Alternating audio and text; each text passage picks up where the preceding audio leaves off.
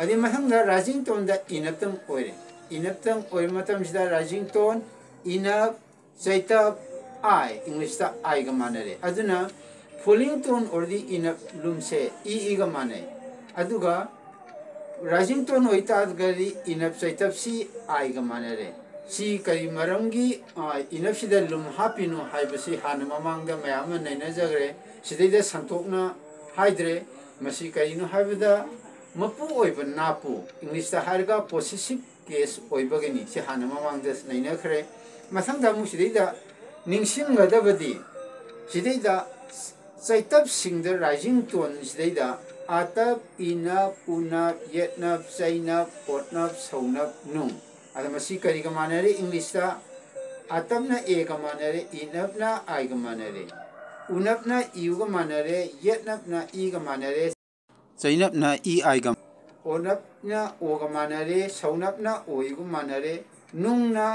N G ग मानरे अदा सिदैदा लुम ला अगना हाइबदी फॉलिंग टोन ओइना खंगनरगना येता सुमथंग मथंग लुमजी मथंग मथंग हापनी सी मतामा कोनसु नैनरकनी हौजिसु सिदैदा खरदी नैनरे इनपता लुम हापन नैनरे उनप सिदैदा लुम हापजिमा सिदसु नैनरे अदि मथंग दा अमु नुंगदा लुम हापगा मखादा फाइनल लाइन अमा सिंगबा सिदसु नैनरे सिदैदा नुंगजिदा लुम हापतारगा सिदे एस्ट्रिंग नंबर 3 गिजी सिदा नैनरे मखोइ सिंग असि कइनो हाबदा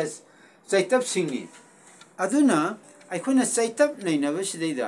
निंगसिंगबा याबा अमदि कइनो चैतप हाइबा उंगा चैनप हाइबा उंगा हे हे सममनबा कंफ्यूज ओइबा हे यावी मदि मतंगदा अमुक्तंग समलपना हाइजगे एस्ट्रिंग नंबर 1 दा चैतप ओइतारगदी तिल ओइतारगदी सिदैदा means all chaitaps adi kaino chaitap oitadi rising tone sum falling tone punamang tharega atap ina una yenap chaina onap saunap nung makhoi sing ase loina ma chaitap ngakta ne ado ikona chaina hai targadi adi secondary symbol jida means only chaina ei aduna chaina hai targadi chaina ei ga manaba masi khatang khangna ga da hai tar ei ga mara aduga chaitap wergana आतप इनप उनप येनप चैनप ओनप सौनप नुंग हाइजे पुनम खंगनगनी मतांग ngasiदा ngasi ओइनदी मितेलोनगी लोनसा लोनदा कॉमन नाउन हाइबदी मितेलोनजा हाइरगा कांगलु मिनता हाइबसे मतांग ngasiदा लोइजरे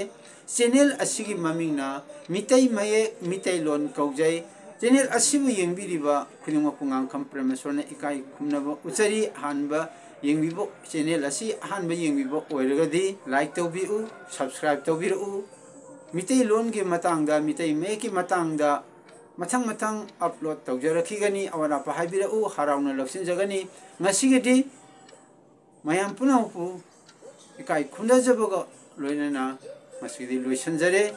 मथंग अपलोड तौ मतमदा अकोइ मयाम पुना अमुक उनमिनसी।